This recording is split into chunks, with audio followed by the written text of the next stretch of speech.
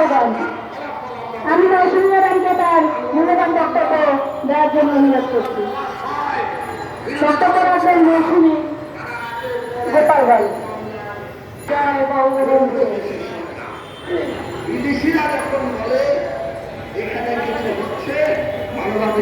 বাংলাদেশ বেসরকারি বিদ্যালয় আয়োজিত আমরা এখানে হাজার হাজার শিক্ষক উপস্থিত হয়েছি।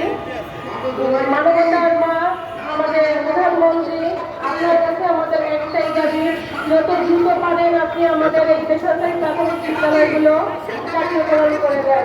শিক্ষক হচ্ছেন মানুষ গড়ার কারিগর, অথচ আমরা সেই শিক্ষক অবহেলিত।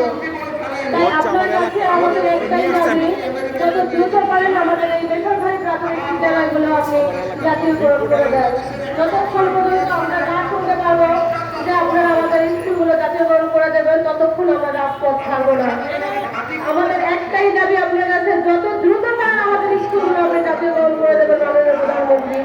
ধন্যবাদ সবাইকে। জয় বাংলা, জয় বঙ্গবন্ধু। এক দফায় বক্তব্য দিতে আসেন ঢাকা টাইগারগঞ্জ।